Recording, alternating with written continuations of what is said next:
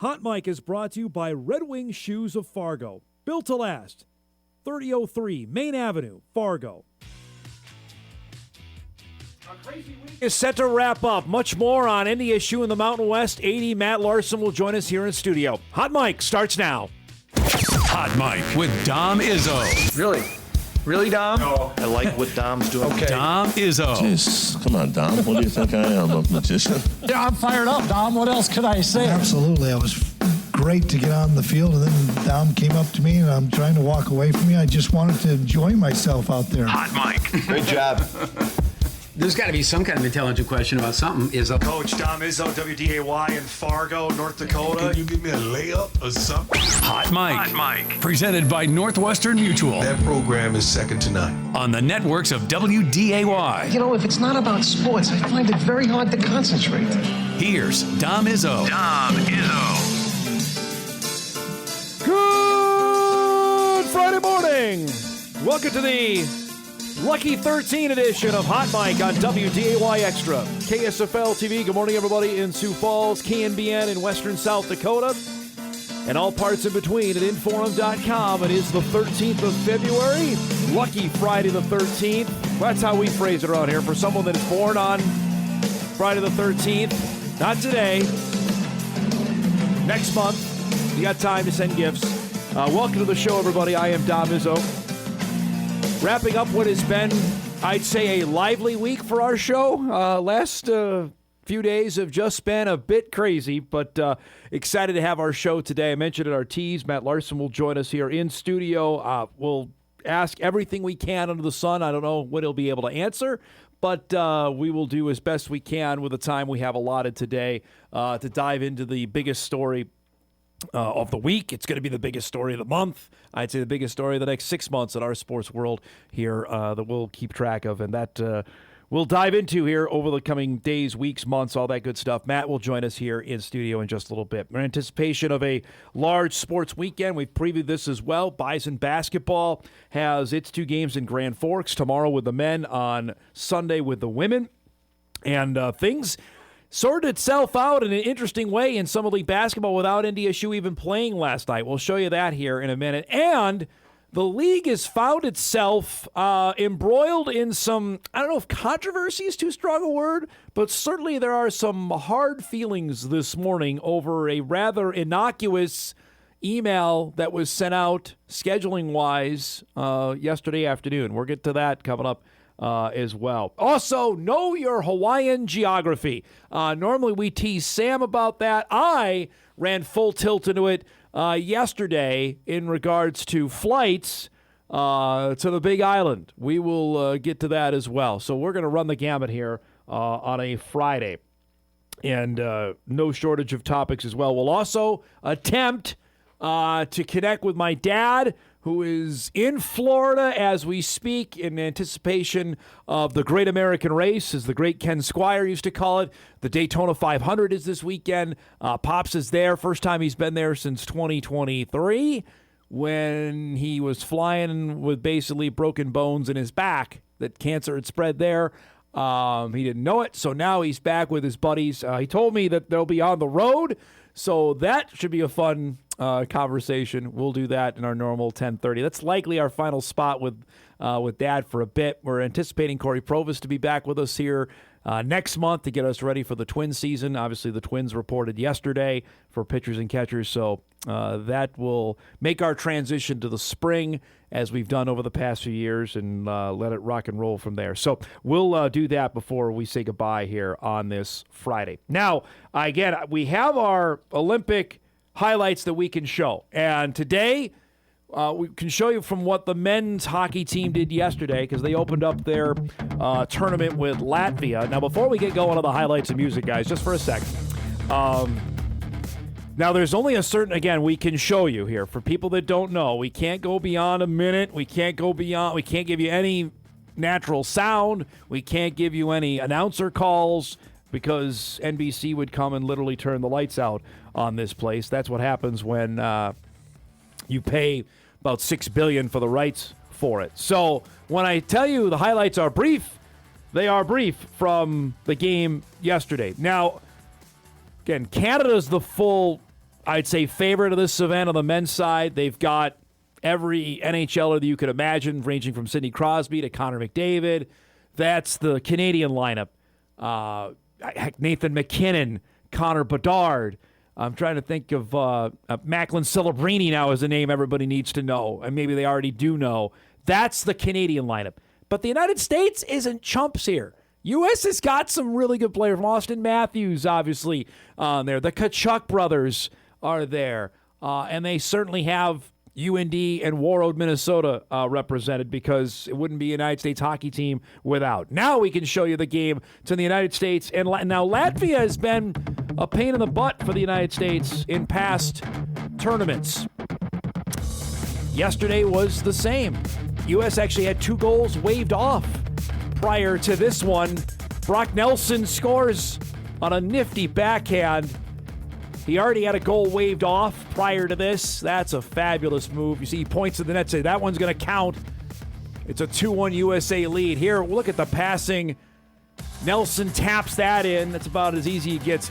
He was such a fabulous player, both at Warroad and the University of North Dakota. He was a great player for the Islanders. He's starring for the Avalanche now. That made it 4-1. United States goes on and wins it 5-1. So they get 3 points to start their Olympic tournament. They only have 3 games in the preliminary round. Then it's on to the medal round. U.S. will play their next game against the Danes coming up tomorrow. This is the up-to-date Olympic medals. Norway keeps racking them up in cross-country skiing and the biathlon. The Italians, though, are hanging strong with 18. The Americans have 14, but a couple medal opportunities here as we're on the air, including from the quad god. Ilya Malinin will be skating today for the United States. Then the Austrians and Japan as we hit the second week of the games over the weekend. The U.S. women, we checked in with them yesterday. It was great to have Bill Curl on the show. I encourage you, if you missed that, to go back and check that out. He joined us from Milan. The U.S. women play this afternoon in the quarterfinals, so now we're into the medal round there. They have the Italians first up. That's just after 2 o'clock. So in Italy, that's a 9 o'clock face-off. That's a late night for a hockey game, but television dictates that. You all know we rule the world on that. So we'll see the U.S. women. If they win that, semifinal would be on Monday, and then the gold medal game is Thursday next week, which we anticipate will be a rematch with Canada. So we'll see how that begins for the U.S. women coming up later today. Now, I mentioned it off the top with the Bison men got a break last night without even playing. Bison have the mini bye. Their next game is obviously tomorrow at UND. The UND men, we showed you what happened yesterday with them, the exciting walk-off win, so to speak, against South Dakota, winning by 1 over the Coyotes. St. Thomas was playing last night against Omaha, and we mentioned this when we went through the league standings and the upcoming games. Like, boy, that's a heck of a game. Tricky game that could potentially go 2 different ways here, that St. Thomas stays right with the Bison, or Omaha again shows their potential. Remember, the Mavericks just got swept. Omaha lost at UND last Thursday, and they lost to the Bison on Saturday. So they were aching for a win. That was the backstory last night for the game at Baxter Arena, which proved to be another really good Summit League game. If we get any of this in a few weeks' time in Sioux Falls, let's go. It's a 47-44 Omaha lead. There's Lance Waddles drives and scores to give Omaha the lead. St. Thomas has rallied to take a 2-point lead. Mavericks have got some athletes here. 38-year-old Tony Osborne hits one from downtown Lincoln, gives Omaha the lead back. St. Thomas has gone up by 7 when Omaha starts to put a little rally together. Jayshon Glover hits a 3. Here's another triple that goes from Glover. Suddenly now, it's a 2-point St. Thomas lead. Osborne is always clutch. Another one. St. Thomas now leads the game by 1. Omaha leads by 1. St. Thomas answers. Johnson Orrego hits a 3, cuts it to 5, but this was virtually the dagger. Omaha up 5. They get loose. The dunk there from Valentino Simon. That would be the end for it. Omaha beats St. Thomas 98-94. A monster win for the Mavericks. And in the process now, the Bison have a 2-game lead once again in the Summit League standings with 5 to go. If they are able to win tomorrow, they don't have the hammer lock yet, but boy, they'd be awfully close. They'd have a 2-game lead with 4 to go. For you golf fans out there, they're not dormy, but they're awfully close. That is a huge win for Omaha. So here are the up-to-date standings as we wake up this morning. Bison sitting at 10-1. Then St. Thomas and UND tied for second in the league standings at 9-3. They're done playing, by the way. They split the season series. So then, if it remains tied, it goes to record against the next highest placed team, which currently is South Dakota. The Coyotes sit at 6-6. Then Omaha's still there. And oh, by the way, look who's there now. Denver won again. The Pioneers beat the Jackrabbits by 15 last night. It wasn't particularly close. Denver led the entire way. So you've got 3 teams now at 6-6, and all of them are dangerous in different ways. USD has gotten this out with 7 guys. Omaha has some significant talent. Paul Jobet is a fabulous player, and they've got the guys around him, whether it's Osborne, you name it, that can go and steal a game. And then Denver, we saw it firsthand last week. Carson Johnson's playing out of his mind. Jeremiah Burke is playing really well. Zane Nelson's a good player. They may be playing some defense now. Bergstrasser, we know, can coach. By the way, Denver plays Omaha on Saturday in Omaha. All of our attention, obviously, is going to be on the game here in Grand Forks, but that game Saturday in Omaha is suddenly a huge game. And then the Jackrabbits now at 4-7. Remember, South Dakota State, they go to Tulsa tomorrow, and they have the Bison coming up in Brookings on Wednesday. Suddenly, SDSU, I mean, they're looking right now that they could have either St. Thomas or UND in the opening round of the league tournament, and then you have Kansas City and ORU at the bottom. Meanwhile, on the women's side, the Jackrabbit women dominated against UND. USD got pushed last night. USD had to go to overtime to beat Kansas City, but they did. So they remain a game and a half back of the Bison. NDSU, of course, plays Sunday against North Dakota. The Bison go to Vermillion a week from tomorrow for what should be a huge game. And again, NDSU is 2 up here with 5 to go. They are in the catbird seat to potentially win this thing, maybe against South Dakota State. The Jackrabbits at 9-2 after their win over UND. St. Thomas got a really nice win over Oral Roberts. The Tommies have won a couple in a row, so they now hold the 4th spot in the tiebreaker over ORU. Then Kansas City, Denver, UND, and Omaha wrap up the women's standings with 5 or 4 games to go in the regular season, depending on how many you have played. So we're coming down the stretch run of league play. Fun to see. Did not expect that last night out of Omaha. No, the Mavs have got a good team, but that was a nice win from St. Thomas, and congrats for Omaha over St. Thomas. So congrats to Chris Crutchfield and the boys there, and we'll see. With 5 games to go in the regular season, Bison are close. Tomorrow's so big for the opportunity they can potentially get even closer to wrapping up a first league championship since 2020. That COVID season, the Bison ran away with the league. They were the number 1 team. They won the tournament.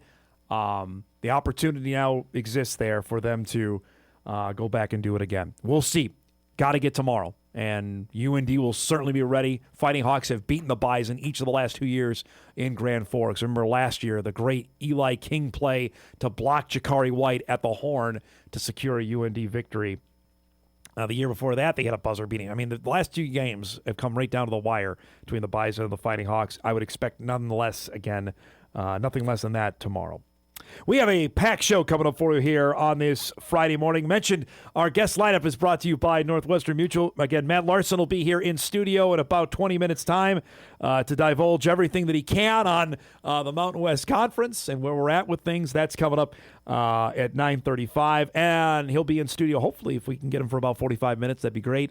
That's coming up in just a few minutes. And, of course, I mentioned it is Daytona 500 weekend. It is the start of the NASCAR season officially.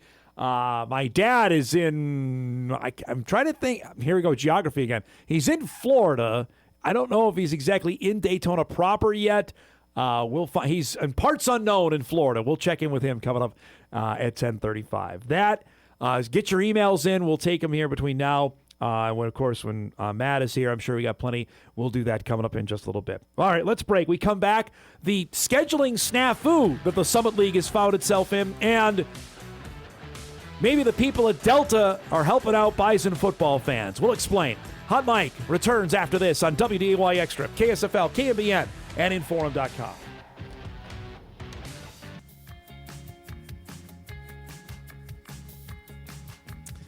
Welcome back, everybody. We've got a doubleheader coming up for you tonight out in the Heart of Lakes country. Perham and Barnesville. Coverage begins at 6 o'clock here on Extra with the girls. The boys follow at 7:30.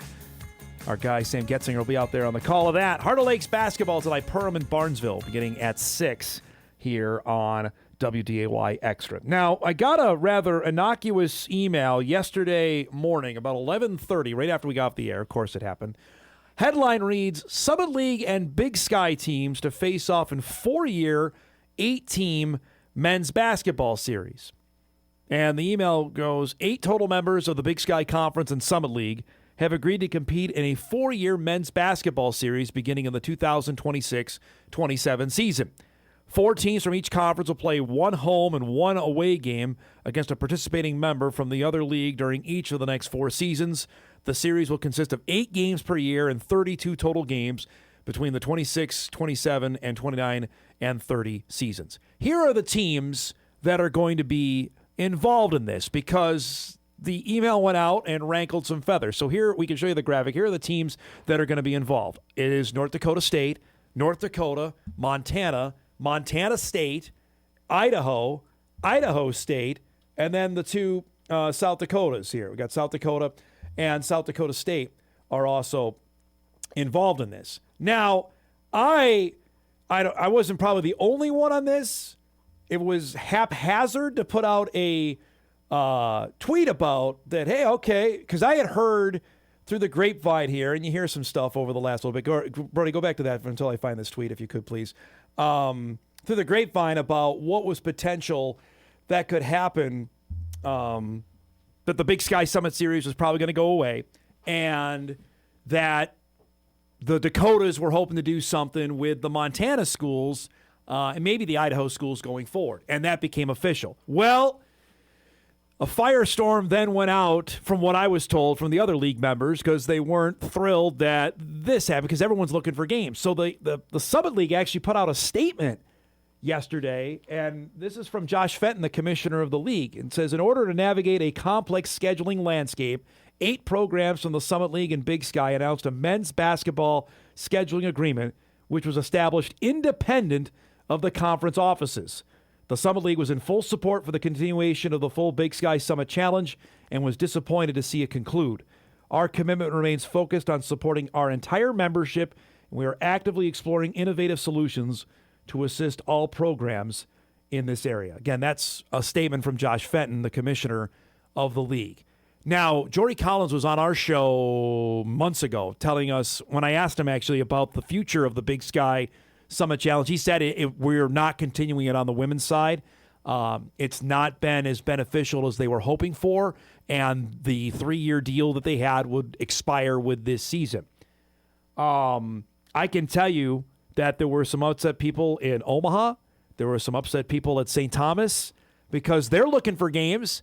And then this came out, and I don't know if they were caught flat-footed or not knowing that other members of the league were doing this, and they were not aware.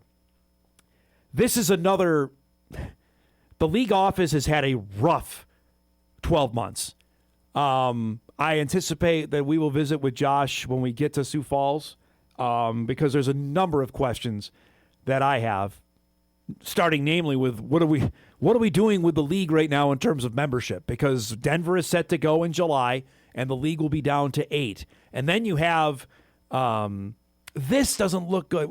And emphasize this, that the Summit League was in support of the continuation of the full Big Sky Summit Challenge and was disappointed to see it conclude. Also, that this was done independent of the conference offices, because I think there was this notion out there, because I got emailed about it, and because my tweet, and I added it, I said an addendum, it was done between the schools, and the league did not do this. Again, the wording of the email was confusing.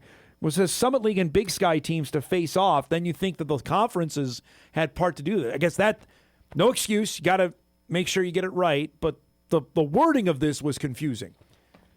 But this is another, I don't know what the right word is. It's not black mark. That's too strong a term. It's just another stumbling block for a conference that's still trying to figure out what's going on here. And this is not great. Now, if for these schools, this is great because now you've guaranteed yourself, hey, we know we got 2 non-conference games done. The Bison are going to play next year. They'll play at Idaho. God, they went to Moscow years ago. Probably at least 10 years ago. And then Idaho State will come here next season, which I don't believe the Bengals have played in Fargo in the Division I era. So NDSU's got that. For the Jackrabbits, South Dakota State is going to go to Idaho State, and then Idaho will come their way. Meanwhile, UND and USD will trade with Montana and Montana State, and then it flips the following year. Because the Bison have played Montana State, it seems like every year in that challenge, or they play them at a non-conference or an MTE event, that one way or the other, the Bobcats and the Grizz end up on the Bison schedule, which is fine. You need games. But to me, it was really interesting to read that statement to come out from the league office, that because I think they got some significant blowback from the other league schools, Kansas City, Omaha, St. Thomas, Oral Roberts, Denver. Well, Denver doesn't care, but the other 4, that, hey, what's this? Like, we're not part of this? And that was not the case. I had been told that the Big Sky Summit deal was on shaky ground to begin with for some men's schools, and wanted some more, what's the right word? I guess so solidify, maybe the best way to describe it. Therefore, they went and done that.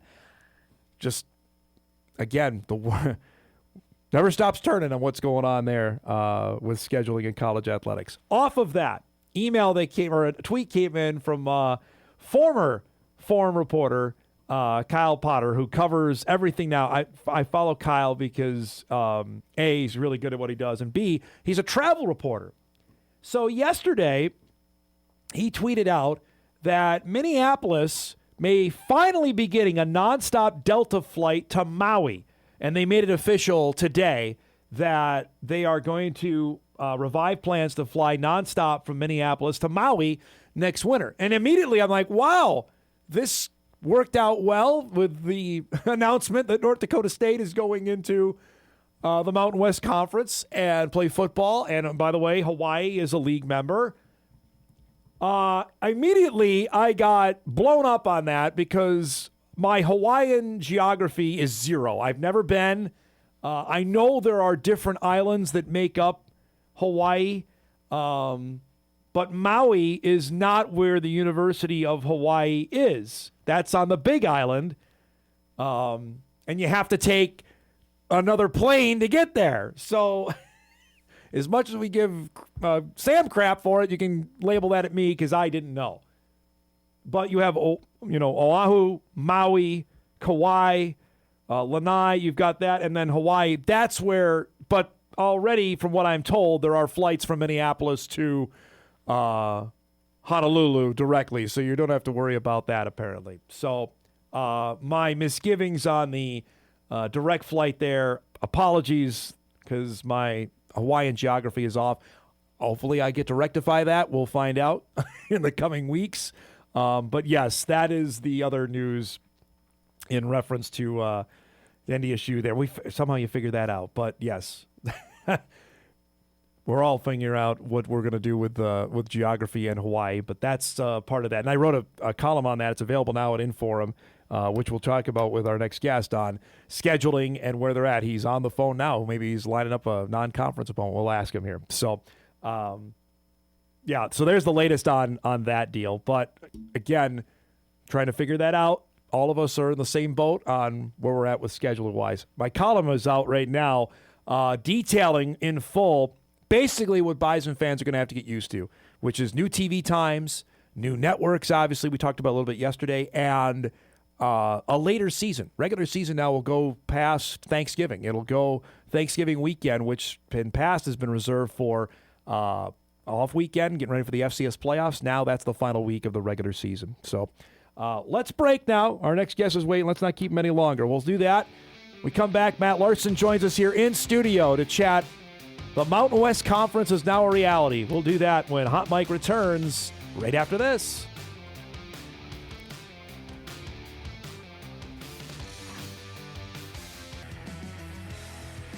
All right, welcome back, everybody. Friday's show off and rolling. Just been a ho-hum week around these office, and I'm sure for our next guest as well, it's been all calm on the Western Front. It's great to have North Dakota State Athletic Director Matt Larsen join us here in studio. What's going on? Anything happening this week? It's been, I think I said to my wife last night, I feel like I've gone to work every day this all week, but I don't know if I've gotten a whole lot accomplished. And I think that's been a real positive, in terms of my day job of the things that I need to get done. And so much of it is because of, I think, just the reaction. And really positive locally, regionally, nationally, the reaction has been off the charts. The amount of national media. I agree with you. Yeah, that's or just folks in the industry. Yep. And I thought it would be pretty positive and pretty big, but to the level that it's gone has been really positive. And I've just said it just really reaffirms. If you're always looking for hey, what are the things that reinforce that this was a good decision? And I think that's certainly been part of it. Okay, so you were here, I think, January 22nd. Yeah. I asked you if you or Dr. Cook had spoken with the Mountain West. Correct. You told me no. Correct. Was that accurate? Correct. It was correct. And so I've always said this. You guys always ask specifically, have we talked to the Mountain West Conference? And so really for the better part of the last year, we've been working through kind of a middle person, as we found. Kind of an intermediary. So plausible deniability, that's always really good stuff. So really, if you would have asked me, 10 days ago, then it would have been a little bit different. So I know McFeely wrote yesterday, a consultant firm that you had been working with for the better part of 4 or 5 years. So they were talking to the Mountain West Conference. Correct. Through you guys, Correct. basically, is the best way to say that. Correct. So there's reporting 101 for everybody out there to ask better questions. That's I just gave up the secret. Darn. So the feasibility study, Matt, started in 2021. What was the feedback you got on that? Was it feasible then to say you were in a position to do it in 2021? I think the biggest thing that we were trying to glean from that whole process was really a lot of it was benchmarking against other FBS leagues at the time. Again, at that point, really kind of new in terms of trying to figure out, what would make the most sense for us as a league. And so really trying to see, what are schools in those leagues paying? How are they investing? Where are they investing? And so that was probably the biggest takeaway for us. So as then we started over the course of time to kind of start to build our model and plan of what it would look like. Some of it was based off of, hey, if we were able to get into this league, this is what it looks like. If we get into this league, this is what it looks like. So that was probably, I think my coming away from that was, even 4 or 5 years ago, is we're well on our way. Probably not where we need to be before the indoor facility was, but there were some things that still needed to fall into place, but things that were underway or in progress. So it felt really good at that time too. When we met, when the indoor was finished, the press conference that day, and I remember you saying, I think we're as well positioned as we can. I remember you saying that a couple times to me with the words well positioned. Was that the final, I don't want to say stake, or was it, this is the last thing we need to now we're ready to take our resume to the FBS? I think so. That's where, Mike had the article the other day. This really has been a decade in the making in terms of the things that we've tried to put in place, and the practice facility was a huge one right? I mean, for all the obvious reasons. And even since that time, that was before NIL. And, correct. And I think we're in a good position there, too. So all the pieces along the way, I felt like like I've said, we've been FBS for a lot of years. We just didn't have the moniker.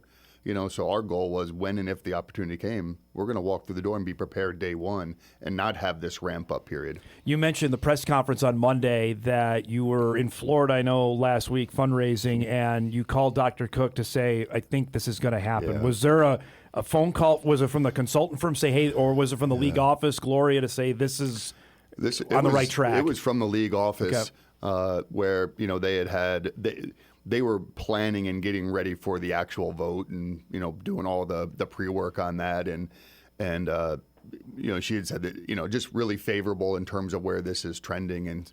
And so I did. I mean, I was on the phone a bunch literally on Chris Kleiman's driveway outside, pacing up and down his driveway, talking to just a bunch of people. And that for the first time, it really, because there's always highs and lows in this stuff of it's going to happen, it's not going to happen. And I think at that point, it finally got to, okay, the invite's coming. This is going to happen. Are we prepared to say yes? And that was the thing you've always told me. Yeah. Like if the phone call comes, we have to, there's no like, hey, we'll get back to you. It's either yay or nay, and then that's it. Correct. And that's what President Cook and I had talked about over the years is the reason why we were doing all of those things to position us so when the time came, we had to have an answer and be ready with the yes. And obviously in this case, it was yes. Do you know, Matt, if it did have to be unanimous among the league presidents?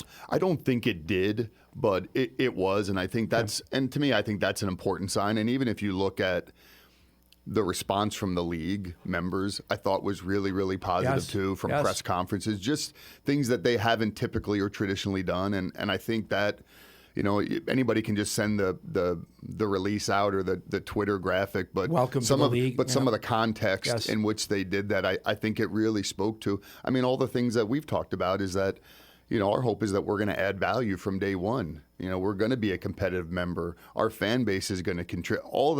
All the things that we knew that we would be able to do. It's good to have that recognized by the membership. Now the sticker shock, I think, is for some fans like, whoa, that's an awfully large number. How do you address that? Maybe with a certain fan base that is, well, we're used to this. This is an astronomical number that's out there right now. Well, I think part of it is it's over 6 years. A lot of that, so it's not. Yep.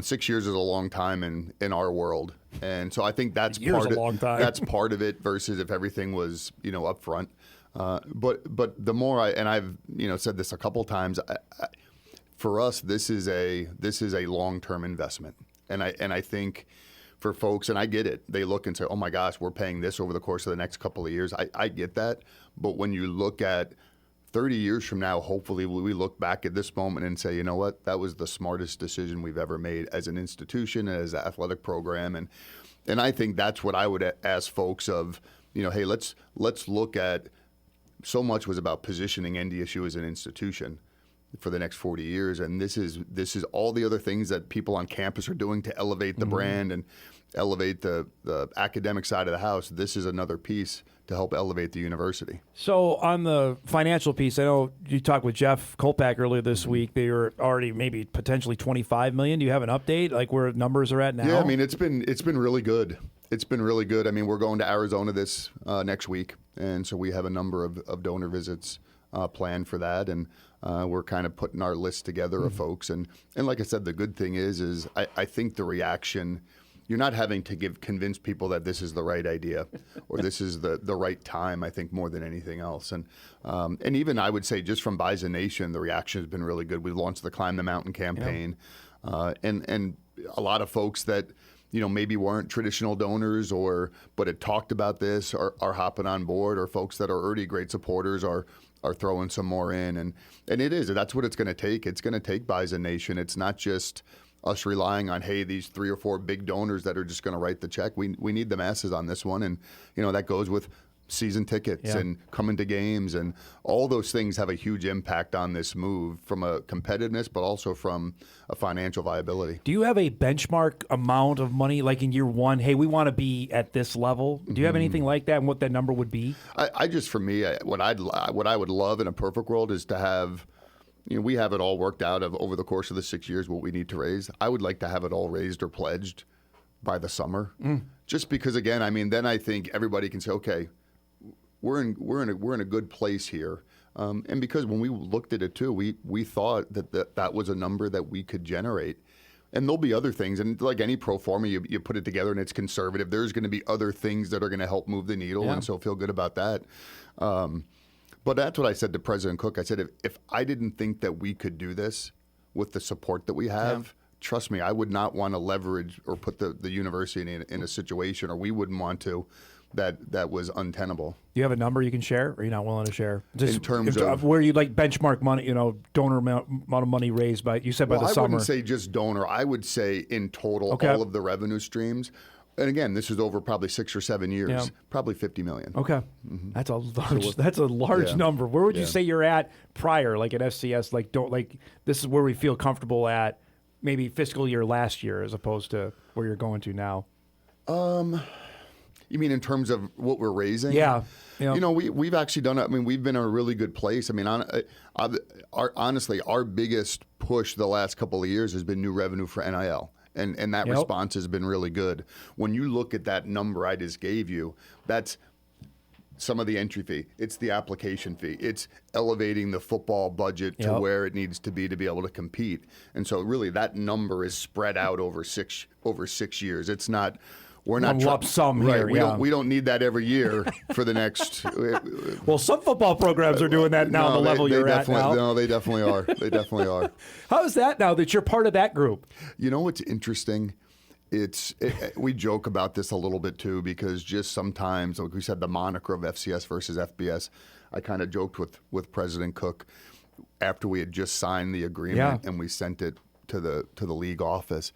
I said, hey, just so you know, I said, I'm an FBS AD now. You're an FCS president. We just got so much smarter, so kind of tongue in cheek, but it is. I mean, there's sometimes, but even talking with our sponsorship folks, our marketing folks, the amount of people that have reached out to us now are companies or opportunities because now you're FBS. And that's what I had shared as part of this too, is the things that FBS unlocks for us that FCS just didn't. And that's not a indictment on FCS. It's just as we look to fund this and move forward, there are things that are going to open up that we just wouldn't have had access to 6 months ago. So, and that's something I've asked, I asked Tim about this. So in relation to recruiting, there are doors open now. And I had Grant Olson on the show on Wednesday that, hey, there are guys maybe you can get now that maybe, or talk to at least you couldn't. Same now for you in terms of businesses, relationships, and frankly, donors in that way? Very much so. And I think, part of it too, I think whether it's some of the licensing opportunities, some of the corporate sponsorship opportunities, maybe some more national visibility from some of that. And then you look at the broadcast schedule, the national exposure is huge. We met with Learfield yesterday to talk about jersey patches. Well, that number looks a lot different today than it was last week. Than it was last week because of, again, just the visibility. So there's just a lot of things, and we're going to be really thoughtful as we go through it. But there's we're in the EA Sports football game, right? So there's licensing royalties that come from that. There's so there's just all of those things that.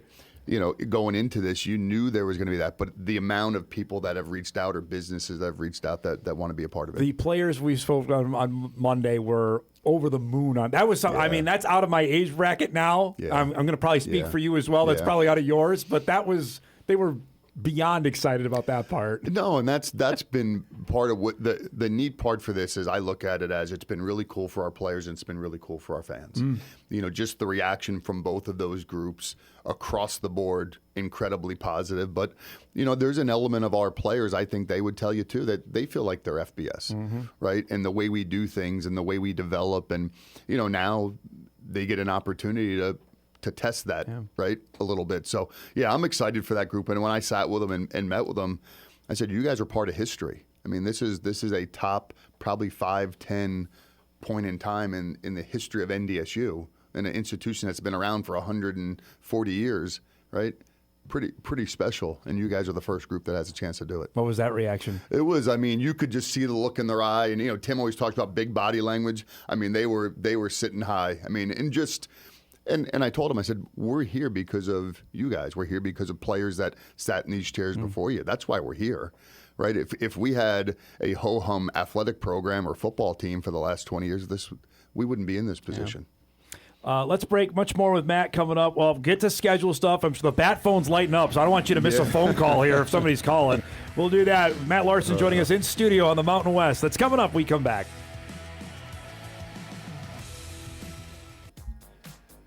All right, so the bat phone didn't ring. No schedule yet. No.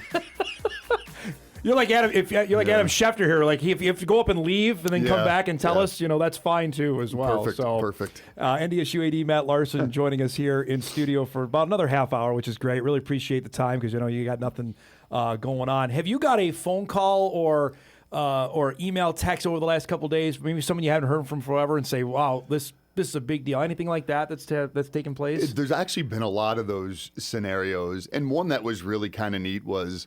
The former Stony Brook football head coach, he left Stony Brook a handful of years ago. He was working at Penn with his brother, and just out of the blue, just that's texted cool. and said, "Hey, this is big time. Really excited for you." And so, and to my point earlier of just the amount of just national coverage of this, like you really can't miss it, right? You couldn't have missed it in the last 6 days of just... No. How often you and I have talked about, hey, it's pretty cool that SportsCenter had you guys on for 30 seconds. That has not been the case this week, which is really odd for me because normally I have to search to see if there's anything. It's hit me over the forehead with stuff everywhere about this move. And just, I mean, the national outlets that see this, like, this is a... And again, my comparison point is when you think about other teams that have done this in the last number of years, I don't remember this type of, and even the NCAA yesterday, FCS put out I saw that which too. is really cool. I mean, when you think about, and I think they appreciated our comments about what FCS has meant to us, and but that was really neat of them to come out and say, hey, we appreciate everything that NDSU has meant to this level, and best of luck. So when you and I have talked last month when you were here on Tim's contract, when said they're waiting for a few last things, I'm assuming this was the few last things you were working out here? This was the few last things. There were if this happens, then this. If this happens, then this. And so when he was here in December, right after it got announced, I asked him about why would you stay unless you knew something was there. How clued in was the... Obviously, he has to be a lot, but how clued in was Tim on this, the conversations we're having right now? Really clued in. And I think partially, too, I go back to when we initially kind of started re-engaging this process, it was maybe middle of November. And we hadn't gone through the exercise with Tim as the head coach of, okay, let's pull out everything that we had kind of put together. Things have changed a little bit. Let's go through it again from a staffing level, from support staff to scholarship philosophy, you name it. And so it was actually really, really good. We had some really good conversations in terms of what it might look like. So he was kind of, again, I kept him up to date, but also he's focused on winning games. And so I appreciate that. But, when there were important points of time that he needed to be pulled in, he was looped in. And particularly when we were talking about the contract extension, and even that point, I would say it was 20% chance at best that we were going to do this. But I think that speaks to how much he cares about this place, how much he believes in it, and how much he wanted to be a part of it if it did happen. But I remember having really good conversations and said, Tim, I get it if this time next year, we're still FCS. I get it if you want to go somewhere else. I completely get it. And but it was really good. And that's where, again, the relationship that we have is really important because we're able to have those conversations. And I can be really frank and say, Tim, it's 50-50 or it's whatever, but we're going to keep pushing because we want to make it happen. So it's funny because he said almost the same line Monday to me that he did here in studio, that he didn't want to face the Bison on an opposite sideline in FBS football. And that again was a tell to me on the back, like, all right, there might be something percolating here down the road. Well, he knows the history and tradition of this program, and to be the person who leads it into a completely new era is really special, and that's something that means something here at NDSU. His background, Matt, in the Mountain West, how big a deal is that he has that that frankly others just don't. Yeah. I mean, I think it definitely helps. I mean, just in terms of he's been to all of those locations. He knows the good, the bad, whatever it is. He knows the fans, the environment. So I think that helps a lot in terms of as we're preparing travel or just him preparing the team of, hey, here's what you can expect when we go to this school. He was already giving the shakes when I mentioned Air Force. Like that was already some bad memories. Oh yeah, he's traumatized. I think from some of, but I think it just goes to show. I mean, Really the cadets good. are really into it, Yep. which is cool. And he obviously spent a year at Northern Illinois as well, which they're coming into the league, as well as on July 1, which the map of this is intriguing just to look at it now. Where, and this is something we'll get into more in the next segment. Just this is not there's. I mean, people can drive to some, not all of them. This is going to be different for fans on getting to the games now going forward. Yeah, I mean, there aren't those drivable games, but I think when you look at some of the locales that we'll be traveling to, there's definitely intrigue there and some opportunities for fans. And I think when you look at all of them, I mean, from Hawaii to DeKalb to Laramie to Albuquerque, I mean, it's just and everything in between. So I'm excited to see, and I think Bison Nation's excited to hit some of those any places. You haven't been to? Have you been to any of those? I have not been to New Mexico. Okay. I've not been to DeKalb. Okay. I've been to UTEP. Been to Vegas. Yeah. Have not been to Reno. Okay. Been to Hawaii. Okay. San Haven't Jose. been to San Jose. Okay. And Laramie, I went there when we interviewed Tim. Yeah. So we can give you the stadium tour. We did. I don't know if you saw that earlier this week. I didn't get to see it. I didn't get to watch the whole thing, but I'm gonna have to go back in and kind of refresh. There's some definitely. It's. I'll say it because it'll get you in trouble. There's no Terre Haute or Murray in there. I can tell you that for what NDSU's got coming. Let's break. We come back. We'll get to the schedule stuff. I promise everybody. We'll do that on the other side because that's what everybody wants to know. We'll ask Matt what he can tell us. That's coming up when we start hour 2 on this Friday morning. We're back after this.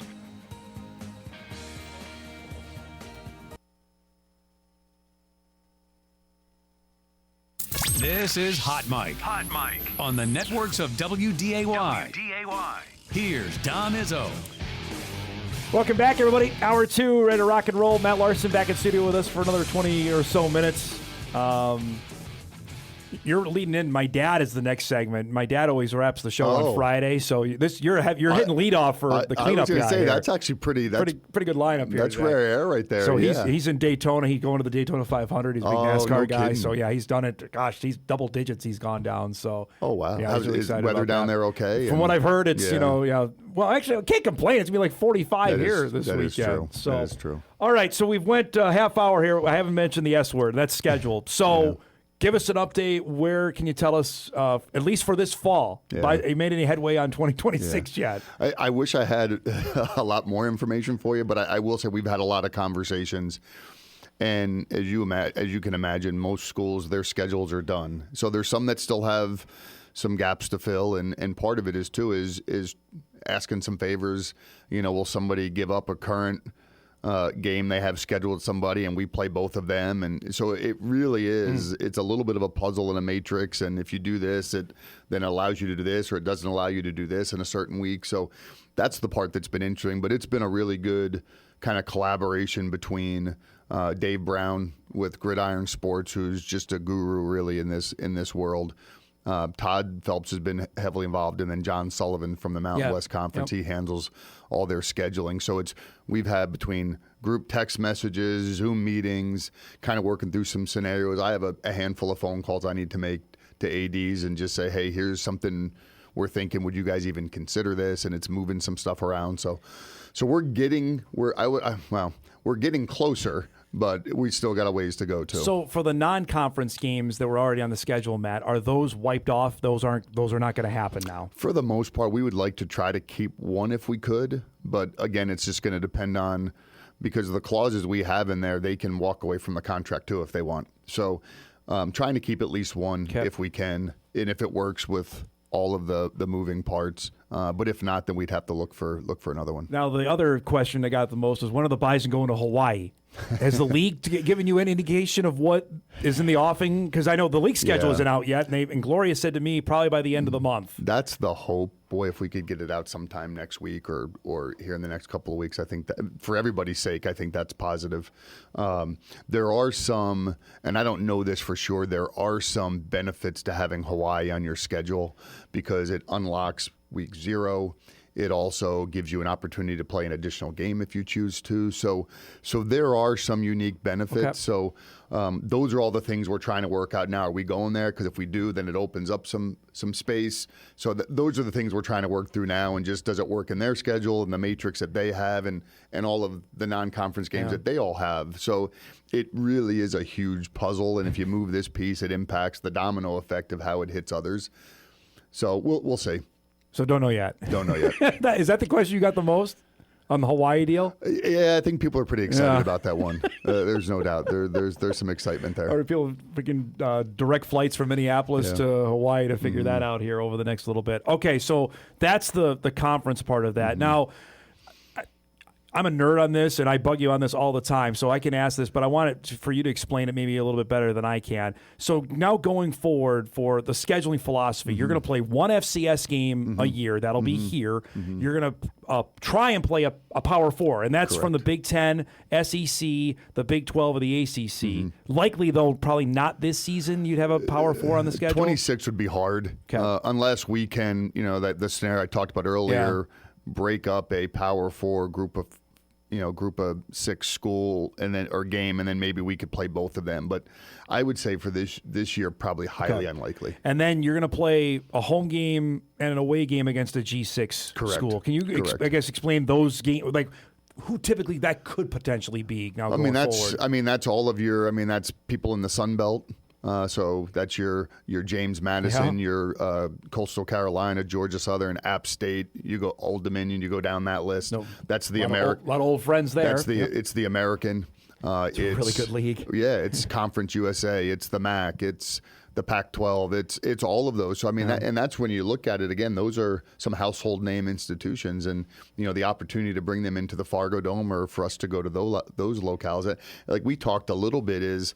The geographic map, I think, really opens up from a scheduling standpoint more now probably than ever, because we were landlocked a little bit with our scheduling because for the longest time with 11 games and just our scheduling philosophy. Now with FCS 12, that did open up some things, but I think geographically it's really gonna spread and open up a little bit more for us. The big question I've gotten, not Hawaii related, is can Minnesota or Wisconsin or Nebraska be on the schedule? Is there potential for those games to happen? I think there definitely is. They're playing group of 6 schools, as we speak. The biggest thing that'll be interesting to see in the next couple of years is a lot of FBS leagues are going to 9 league games of the 12 versus 8. It's just there's going to be less inventory out there. So it'll be interesting to see if the Mountain West follows suit and goes to 9. Because that means you're playing everybody in your league now. Yep. With 10 schools, you're playing everybody, which there's a lot of benefit to that too. So that'll be interesting to see. But yeah, I would think Big 10 schools are playing group of 6 all the time, so there could certainly be an opportunity there. That's one that I've been asked. I think I don't know if you've been asked that about playing the Gophers again. A fair amount, and my answer has always been we would love to, and so it's just we haven't looked at their schedule. How far out have they scheduled? So there's just a lot of moving parts there too. So the fact when you get one of these G6 teams to come here, and I'll just say South Florida or North Texas, somebody like that's going to be a big deal around here. That's not, Albany or Central Connecticut State or Lehigh. This is a different ball game having those kind of schools come to the Fargo Dome. And again, I think that was part of the draw for, you think about all the reasons why we do this. Well, that was a big part of it too. Just, again, your scheduling really opens up with the type of schools that you can bring in here. The opportunity maybe to do a 2-for-1 and get a Power 4 team to come in here. We go there twice. And so it really opens up a lot of opportunities that we just didn't have before. And also the pay on these, let's talk financial, is double probably. I believe you got $740 from Colorado, right? Correct. So we're talking probably double that for games going forward, Yeah, if not more. You're seeing Power 4 to Group of 6 guarantees somewhere in the neighborhood of 1 to 1.5. Yeah, so that's double of what you got on that. The Oregon game is another one I've been asked about, Matt. What can you tell us about that for 2028 now? So we haven't talked to them. Really, the singular focus has been 26, but we've had some schools, not Oregon yet, that have reached out and said, okay, hey, what does this mean for our game in the future? And those are mostly your FCS games that either were returning or we had for a guarantee. But we need to talk to them because part of their scheduling philosophy is probably they want to have an FCS school every year. Well, now we're no longer that. FCS school. Yeah. So what does that look like? Hopefully we'll still get to play it in 28. If not, we would still like to keep it, and maybe it just gets pushed out. Yeah. So time will tell there a little bit because they're also going to a 9-game schedule, and what's that mean for them? And so we're hopeful. I know. This would be the longest game in the making, though. I talked to you, I think, in 2016, when you scheduled the game. And it may not happen now till 2030 something. Yeah. We're hopeful, but we once we get 26 done, then our kind of sights will turn on the later years. The other couple main questions is obviously television related. I've had a bunch of that. I don't know how much you can even talk to us about that. Knowing the league obviously has control. CBS, the CW, and Fox have distribution rights. Correct. People have asked me about WDAY. I don't know how much you can share on that because I know we'd still like to do it, but obviously the league has control over the league games. Yeah, and I think there are opportunities if you look at current Mountain West partners, unless the Mountain West schools, unless this has changed with the new rights structure. There were times if they weren't selected in some of the linear that they could have some regional relationships. Now the different part now is with a paywall app that'll be streamed behind the paywall. Are there still opportunities in those situations to have maybe a local regional broadcast and then also have it behind the paywall? Yeah. So those are the things that I think time will tell a little bit on. But if there's opportunities, it's been a great relationship. We've really enjoyed it. So if there's ways that we can still have WDAY be involved, even if it's not calling the game per se or broadcasting, but you guys do a great job of pregame and halftime and all the things leading up. So I think that'll be another piece. And quite frankly, the Mountain West, they're still going through it because it's so new. They're still going through that. But I would anticipate hopefully in the next probably month or so that we'll have a better understanding of what that looks like. The Fargo Dome is obviously a hot topic as well. And that was the thing going into this. How many times I talked with fans, well, the dome's not big enough or it's just not FBS ready. You were here a couple times, obviously, where we had about the previous votes that failed. What is, in your opinion, how does the dome prepare itself now for FBS football in your mind? I think a lot of the renovation plans that were voted on, some of those things, and I think they're probably in a couple of different buckets. Some are just operational needs, and then you talk. Some are ADA, some are fan amenities and just experience. And so there's those different buckets. All are probably equally as important as the others. From us, selfishly, the fan experience piece, and when I say fan experience, it's points of sale, it's wider concourses, it's premium spaces, club areas, where again, when you talk about how do you raise the money for this, having those higher level experiences goes a long way and helps. So I do think, a lot of the things that were in there somewhere, I would say they're all necessities.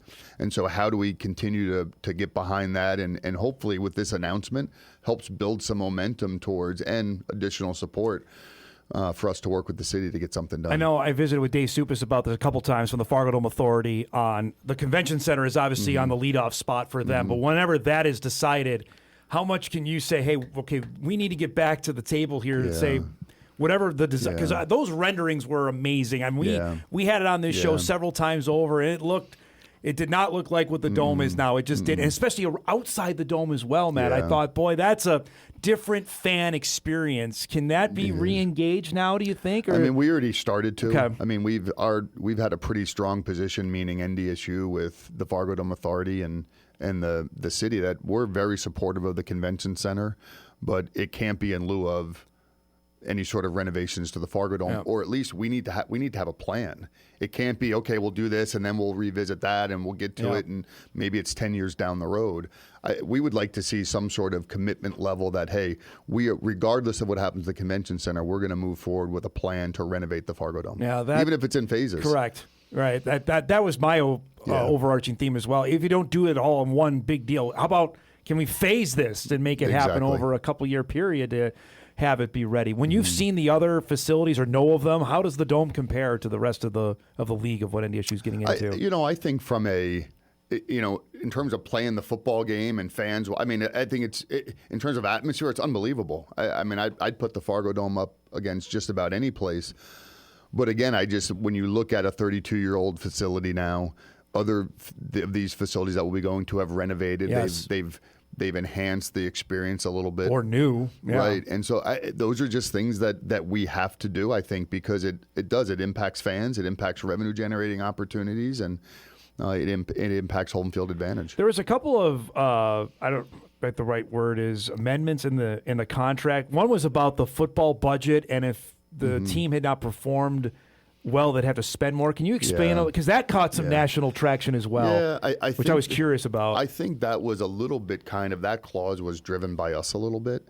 And I think more so is, just like anything else, if you go to the grocery store in Fargo, Southern California, and Texas and buy a dozen eggs, you're going to pay three different prices, right? And so what I've always looked at it as, give us parameters and let us decide how best to spend that, because we've seen it. You can have a program that's spending $10 million on their program and one that's spending $20 million, and the one that's 10 may be getting greater value and performing at a higher level. And so it was really more of, hey, we're gonna fund this thing, which rightfully so. We want to fund it so we're competitive on the field and all the support things are in place, but just don't lock us into a number. There's one clause in here as well that obviously got my attention, I'm sure others, was the first consideration for full membership. Goes, the parties acknowledge that new member will participate only in conference football competition under the terms of the agreement, and that new member may in the future be interested in joining the conference as a full member. If the conference contemplates adding another full member, the conference will first invite North Dakota State to apply for that opportunity with the understanding it's under no obligation to select it. Can you explain, was that driven by NDSU to put that in the contract? I would say it was probably mutual. Okay. And I think, just to be clear, there's no immediate desire, and when I say immediate, probably the next 5 to 10 years of us not being in the Summer League. It's a great home for us. But I do think it's a good caveat to have in there, because if you would have said 6, 7, 8 years ago, is this school going to be here or there, or is this league going to exist? So I just think the evolution and the change, and so to me, it's a fail-safe a little bit, but we're very, very happy with where we are. I said at the press conference, this truly is the best of both worlds for us. And even the language in there, it says, we'll be the first one to apply. That doesn't mean if there's other options that they're going to take NDSU. So it's not a slam dunk. If we say, hey, we're all in, they may say, that's great, we don't want you. And again, we're in a league right now that I think we compete at a high level in. Across all of our sports, and have opportunities to compete for championships. Our student athletes are having an unbelievable experience, and so if it ain't broke, don't fix it. The one on the paying for instant replay, in-game video, do you not already have that, or is this enhanced of what you have already? It's enhanced. There's goal line cameras. There's things that will be installed, and so that was also a way where they said, okay, you're paying this, to let us help relieve some of the other stress if we can. And so, it's going to, hopefully, again, for viewers or for in-game operations, it's going to help just with the quality of those things. I don't know if you know the answer to this, and this is a TV question, so I apologize. I should know it. But from when they were negotiating with Fox and CBS and the CW, did the Mountain West already anticipate North Dakota State as the 10th member? No. Well, that's a bit. I can speculate. I don't know for sure.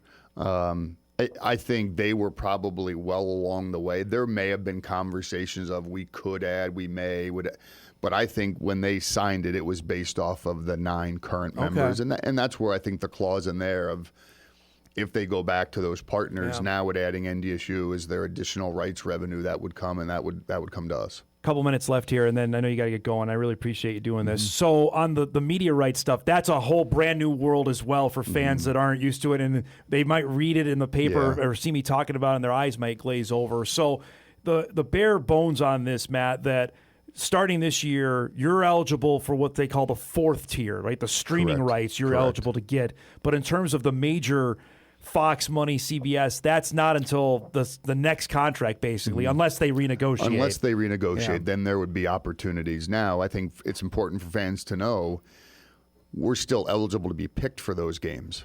So, I mean, if Fox likes the matchup with NDSU and whoever, they can still pick it to air it on Fox, and same with CBS Sports and CW. On average, I think the league thinks there'll be 20 games that will be behind the streaming paywall, those fourth tiers. So on average, you would say every school is going to get 2, but it may not play out that way either. You could have some that has 0. You could have some that have maybe 3. 3 or 4, yeah. So it just kind of depends, and it's all dependent. The linear partners get first right of refusal on picking games, so they may, depending on who's maybe at the top of or if there's a good story or whatever it is, those schools may end up being on more linear. The nerd in me, I'd love to have that televised. I'd love to see that draft go, how the networks pick who the games are, and then others fighting over. Because we already know there's a couple, like Ohio State, Michigan, Fox has it. That's going to be their number one pick every year. But that, to me, is the nerd I'd love to know how they go about that. But that's why it was really cool when we played Colorado a couple years ago. Yep. That game ESPN wanted that one. That game was a top 1 or 2 pick for those for the broadcasters, and so it was really neat to be part of that and watch it play out. Because Fox could have had that game as well between the two of you. Last 2 things. First, on the status of the appeal to be eligible for the championship game and postseason play and the CFP. What does the process go? Is that like a note you have to write in? How does that work? So I think there's a couple things. I talked to the league yesterday, and so part of us, we're trying to determine, okay, does that come from NDSU? Does it come from the league? Does it come from both of us? And I also think at some level, too, is we can't appeal a rule until we're actually FBS. I think. So part of it is, and I think I mentioned this, so June 1st is the deadline for the application for the reclass. We pay the $5 million. And then I would imagine, because we have a formal invite from a league, all the things are in place, that would be approved July 1st. So my guess is that's when we could do it. But we're looking into all that, if we could preemptively do it, or what that looks like. So I mean, to me, the sooner the better.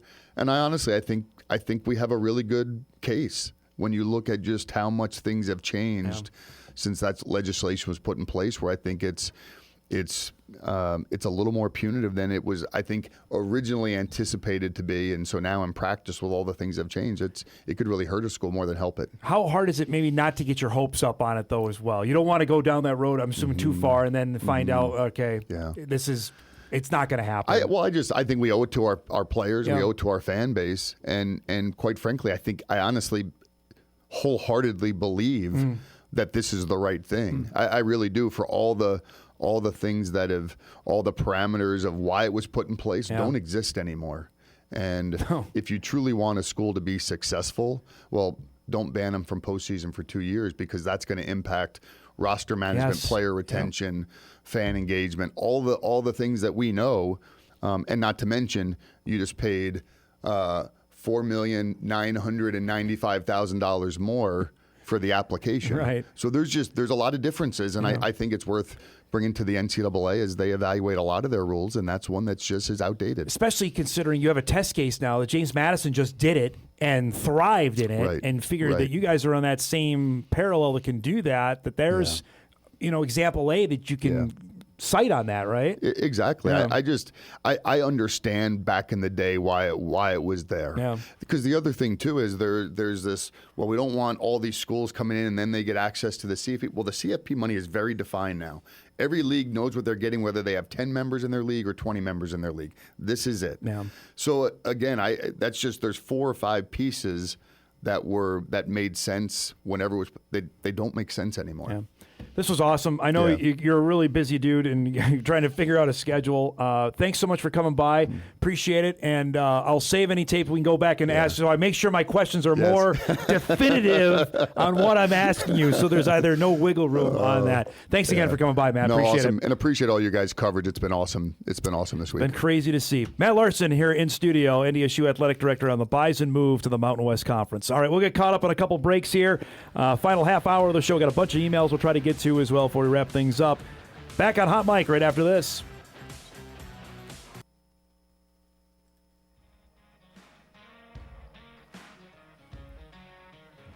Holy cow. A lot of info there. Appreciate Matt Larsen coming by and giving us the lowdown. We'll break because we got to get back on time. We come back. It's already that time. We'll see if we can connect with dear old dad down in Daytona. A lot of D's there. That's coming up when we come back. If that was me and you, if you'd have went with a Boston, you'd have been living in the garage. This is my intro. I had a Yankee hat on, of course, which I usually almost always do, but she says to me, if I were you, I'd take that hat off. And I looked at what look at to begin with. I ain't taking my hat off. I know where I am. Yeah, right. You believe anything that guy says? Because I don't. He said he was going to marry J-Lo, too, remember? I finally told your mom. I said, there's no sense. Let's just put TVs in the room because I'm only going to wake them up anyway. So that's how I got a television? All righty, it's that time. We are heading to sunny Florida. We got them. Technology. This week we were in Italy yesterday, which is pretty darn cool, and now we're where are we at? Where are you coming to us from this morning? Okeechobee, Florida. No, Buckhead Ridge. Buckhead Ridge, Florida, which is in the news because there's some wildfires happening down there. Yeah, are you safe? They're all around us. Holy cow! So there, the news follows you wherever you go, apparently. Yeah, well, that's the way it works, right? So, first off, how are you? How was the trip down? Good. We had no problem at all. The flight was good, but it took us an hour and a half to get the car, the rental car. The line was so long, but what? Other than that, it went great. 90 minutes for a rental car? Yep. Where did you go through? My goodness. We're at budget, I do believe. All right, well, we can throw them under the bus then. Holy cow, that's a long time. It was terrible, yeah. All right, so you're a couple hours away from Daytona. You're heading that way after you're done with me here this morning. Yep, we're going to jump in the car and head right there. All right. Maybe go to the truck race tonight. We'll see. First time in 3 years? How you feel being back? I love it. I can't wait. We'll have a good time for sure. So, obviously, for people that don't know, you were there 3 years ago in agony. You didn't even know what was going on with you. This got to be pretty sweet to be back. It does. It really does. No pain. I feel great. So same group of guys too. So it's awesome. Everybody keep their shirts on. Please tell them that for me, because last time we nearly broke the internet when they were on the show. So what's the plan? What do we got going on here the next few days? Well, like I said, we're going to hit there tonight. Okay. Maybe go to the truck race, but check out the beach and all that stuff. And just walk the strip, see what's up. I'm looking now. If I want to go, StubHub has tickets here for about $150. I can go. I don't know how much you paid. Those are the cheap seats. You can't see nothing for them seats. Well, it says I'm by the start-finish line. I can do that. I don't know. Yeah, but you're right down in the bottom. Oh, that's no good? No. Oh, okay. Where are people? We're up. Well, we paid. What was it? $330. Don't tell them what you paid. Come on now. Why? It's crazy, but we did it anyway. Where are you going to be sitting? Where are you going to be at? Just as they go into pit road, we're right up in like the third section. Okay. So you get to see them coming, and then they'll go around. Right as they come into pit road, we're right across from it. So you get to see them right as they get close to the start-finish line then, right? Yes. Okay. Yep. Just as they get into the tri-oval, we're so right there. Typically when somebody will wreck the entire field, you'll be right there then. Well, lately it's been happening all around the track, so who knows? Well, I've already there's a couple of headlights here to say prepare for a wreck fest on Sunday. What is that? Why are we expecting that? I wonder why they're saying that. Yeah. Is that something we were anticipating just because it happens there all the time? Well, they got a lot more horsepower. Yeah, and usually the restrictor plate tracks cause that, but hopefully that don't happen. Well, that's the other big thing is obviously the weather, which you've been down there and experienced that, obviously. Yep. Right now it looks like it's going to be okay. So it's partly cloudy on Sunday. Storm Tracker saying that. They keep changing it. You know, yesterday was 60% chance of rain. Okay. Now they're saying it's going to move to Monday, so hopefully we get it in. That's all. Well, you were there for the first Monday finish, correct? Yes. Yeah. First time it was ever. That's because I have my other buddy with me, and he's just a jinx. But this one's going to work out okay. So, how many people now built it into their schedules that they don't leave till like you guys aren't leaving for a few days afterwards? That they stay till Tuesday just because of that? Right. And well, if you don't, you're going to end up in trouble because otherwise you got to cancel your flight. Yeah. And, hope you get a room. And I've always made it so I'm here till Tuesday anyway. But this year we're here Wednesday. So. Well, there you go. All right. Yeah. So, what are we looking for? Who's the favorites? Who we're keeping our eye on for the race on Saturday? Anybody with a bow tie on the front of that car. Know that. You know that. But I'd love to see Chastain win it with his Chevy, or of course Larsen's always a favorite. Yeah. Kyle Busch, he's got the pole, which is awesome. I'd love to see him win it. Everybody likes your guy Logano. What's that about? Laguna, I don't like him at all. I'm just saying. He drives a Ford. I know that. I'm just telling you, though, he's pretty popular. So yeah, he won the qualifier last night, but I don't know. I don't care if he wins or not. But. So, is there beyond that? Is there a place you got to eat, like food wise? Are you excited? You gonna hit something exotic? What do you got planned down for food? I'm always interested in that. We play that by ear. Wherever we happen to stop, we stop. There is no number one on the list. You know what I mean? Come on now. You got to find a good steak place down there. You can handle that. 80-degree weather? No. Of course, it's not going to be that warm in Daytona. Well, because I can speak to the one time I went with you when I was 10 and we needed to get sweatshirts and hoodies and everything because it was remember that? freaking freezing the day we were there. So that was in, 89, right? Yeah, I don't expect you're going to have this. It looks like weather-wise you're going to be A-okay. So, yeah. That's the last I looked, it said 75, 76. Yeah, so that'll be good. Anybody you're looking to see, like you're going to get, I know you went in the pits a couple years ago. You going to be able to do that race day, or what's the plan? No, it's another $100 and something bucks to get in there. So we blew that off. Once you do that once, to me, that's, I did it. Well, hey, you made the Jackman's Day. You got the picture of the M&M, was Kyle Busch, right? The M&M car a couple years ago when he was driving that. That was fantastic. So now they don't sponsor anybody at all. Really? Anymore. They're out of the game? M&M is, yeah. No kidding. I didn't know that. Same crew on Fox. I know you're not worried about it since you're there. Is it the same announce crew for us watching on TV this weekend? Yep. Fox, you got Harvick and Mike Joy's always a good one. Mike Joy's really good. I like Mike Joy a lot. He's done it for 40 years. So yeah, and you got Bauer. It's a good combination. Before we go, because I don't want you to hold you up, give us your impressions of the Super Bowl. Did you stay up to the end of it? Or did you fall asleep too early? No, I see no thing, but it was kind of boring, really. When only one team scores, it makes it. I mean, Seattle did what Seattle done all year. Yeah. No doubt. Awesome defense, and I don't know. The Patriots just couldn't do nothing. Did you make any money? Nope. My buddy John did. He made a few bucks. There we go. So. All right. Well, tell him to take you out to dinner then. Yep, he's buying dinner tonight. Where are we going? We're going to the doghouse, he says, whatever that is. All right. Last thing now. So I told you this past weekend, my weekend blew up. The Buys are going to be playing in some different locales. You've been to a couple. What can you tell people about going to Hawaii? You've been to Hawaii. What can you tell us about Hawaii? Oh, he froze. Bring your wallet. I thought you meant need a lot of money. I thought that's for Vegas. It's Hawaii as well. Well, Vegas is for gambling. Hawaii is just to live.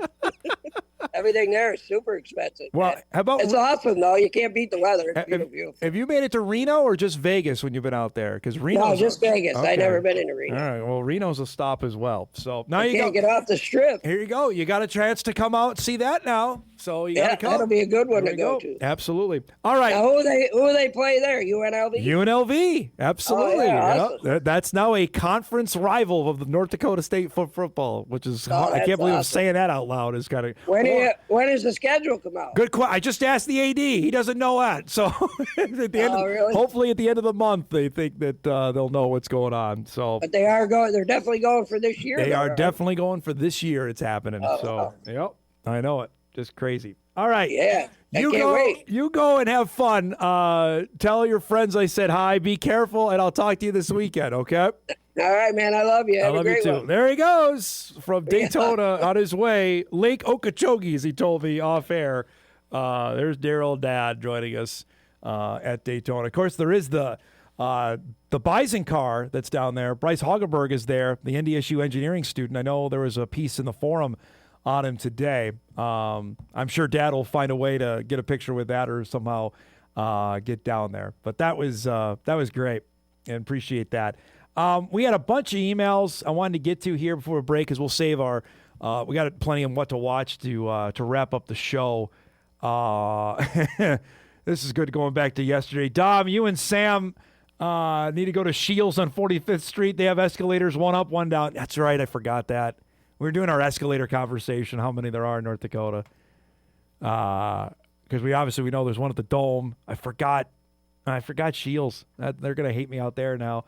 I assume the conference schedule will be released all at once, but will the non-con schedule be released when all 4 games are finalized, or by a game-by-game basis? Hope they're announced as soon as they are finalized versus a schedule release situation. I can answer that. The conference schedule will be out, all 8 games. Non-con is going to be piecemeal. They'll announce that when they have them. I do not think they'll wait and say, okay, here's all 4. Typically they're going to want as much publicity over each game as possible. So they're going to say, hey, we got this one, and then we got this one. That's how I imagine that will work going forward. More Hawaii geography. Dom, the new Aloha Stadium is on the island of Oahu. The island of Hawaii is called the Big Island. Get together with Sam over in Atlas. Thank you for that. It's nothing I've never even needed to know. I've never been there. I've never really had a desire to go. So frankly, I'm ignorant on it. I'll just say it. So I need to get my information on this. And I got another email on all the Hawaiian Islands. I appreciate that. Just wanted to help you when you talk about the islands that make up the state of Hawaii. We know Hawaii plays in Honolulu. On Oahu, the Big Island is actually what they call the island of Hawaii. They do that because it helps to eliminate confusion when talking about the island or the state. And plus, it is the biggest island. Anyways, just wanted to help to clarify. Not trying to be mean or rude. Have a good day. I appreciate that. I will take all help that we can get on that. Appreciate the emails coming in. Dom, it's been nonstop talk about new places for Bison fans to travel. What benefit does that actually provide NDSU football? How many fans will actually travel? If 2,000 fans travel to Hawaii for the first Bison Hawaii contest, what's the actual benefit to NDSU? Good questions. I think it's the newness of it. And I think there's something to be said for the staleness of what FCS football was. That you'd have the same folks that would travel to, like this year, the Bison were slated to go to Carbondale, to go to Vermilion. They were going to go to Grand Forks and Youngstown. Now, those are all spots, frankly, that fans have gone. And frankly, those aren't great destinations that people travel to. That you have the furthest trip away in Youngstown that fans that have gone, family members would go, but that would be it. Heck, my family drove out there because it was close by. Carbondale has always been tough because that's the furthest trip southwise, with Missouri State gone, to get people to go to. Vermilion is what it is, and Grand Forks obviously would have had quite a bit of people go, but it's the newness of it. So to answer the actual benefit, I think again there are going to be people traveling to go. spending money to go see NDSU, that there's a value to that, I think, also in just word of mouth. Like, hey, they might be going to Colorado Springs, or they're going to go to Albuquerque, even if it is DeKalb and Laramie. If those are the 4 road games, there is excitement in that because it's not the 4 towns I just listed. I think there will be a good amount of fans that will travel. And let's see what the G6 games are that they get. Like, if it's Denton, Texas, that's just north of Frisco. People know that. Like, that's North Texas. Or, God forbid, if they get a Florida school, the Bison have never played a game in the state of Florida. Like, if it's Central Florida or somebody, a Florida International, Florida Atlantic. There are so many FBS teams in the state of Florida. That's Kolpak and I used to do that all the time. Between Florida and Texas, Rice, UTSA, keep them coming here. There's just so many opportunities out there for games and destinations that are not the ones I just mentioned, right? Like the road games this year were going to be Conway, Arkansas, and San Antonio. While San Antonio would have been cool for Incarnate Word, this is a whole different level on that. So I appreciate that email, but that to me, I would answer that's probably the best way to respond to that. So again, we're on wait-and-see mode whenever the league will formally announce what the conference schedule is. As for the Bison, they have work to do in terms of getting their non-conference done. All right, we'll take our final break. We come back, we'll wrap things up, get you ready for a great sports weekend. Hot Mike wraps up on WDAY Extra right after this. All right, the week is over for us here, and that was, let's just say it, craziest week we've had, I would say, since probably COVID, when everything started to shut down, which is a time I don't want to remember at all, but that was every day we had something breaking. This was not to the extent of we had constant news happening, but just the breadth and scope of it.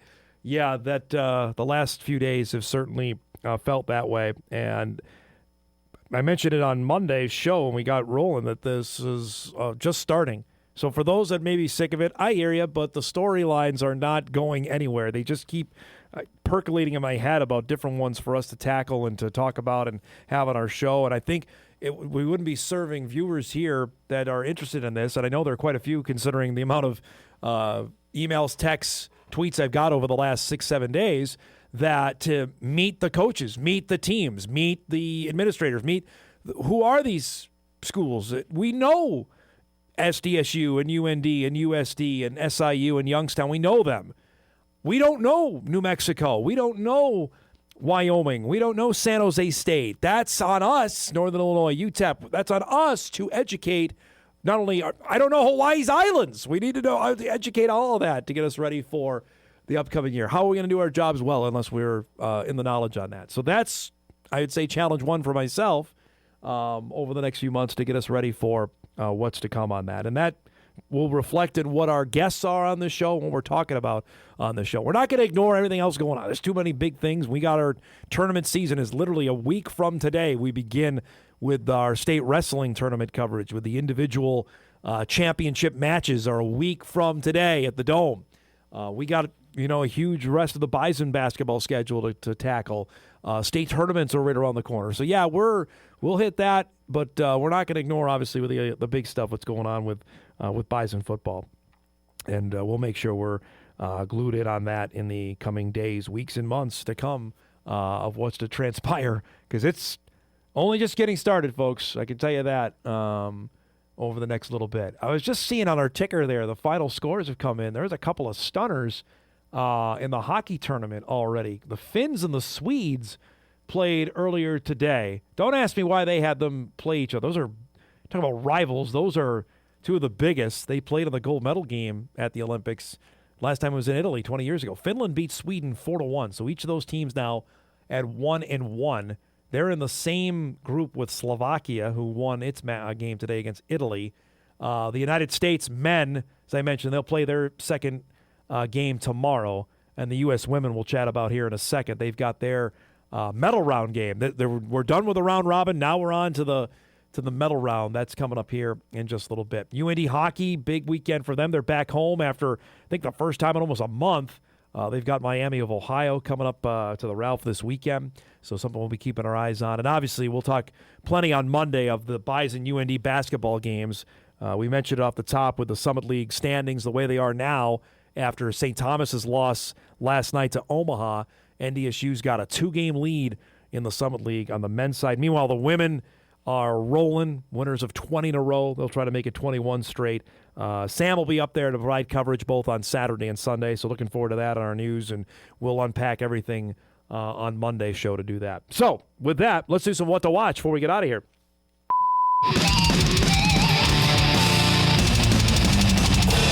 All right, What to Watch brought to us by our friends at Northwestern Mutual. Again, a reminder, we've got high school hoops tonight. Heart of Lakes basketball, Perham and Barnesville. Coverage begins at 6 o'clock right here on WDAY Extra with the girls' game, the boys' game to follow at 7:30. Also, as I mentioned, the U.S. women playing today, 2 o'clock on the USA Network against Italy. That's a quarterfinal game. AT&T Pebble Beach Pro. Our guy Hoagie had a great round, shot 65 yesterday. He is at 7 under par. That coverage begins at 2 o'clock on the Golf Channel. As I mentioned, Miami and UND coming up tonight on Midco at 7 o'clock. Also this weekend, we've got the USA men playing Denmark tomorrow at 2 on USA. NDSU UND men's basketball will be on CBS Sports Network tomorrow at 1 from the Betty. Should be a great atmosphere inside that. And yeah, we mentioned it, Daytona 500, Sunday, 1:30 on Fox. We'll recap that. We'll see for Dad if he can get on TV. He's on TV enough, but we'll see what happens on Sunday. All right, thanks, of course, to my dad and to Matt Larsen. If you missed any of the show, you can podcast it later today at Inforum.com. You can watch a full replay on WDAY+. Have a great weekend, everybody. Hope you enjoy it. Happy Valentine's Day to my wife and everybody out there. We'll see you back here on Monday.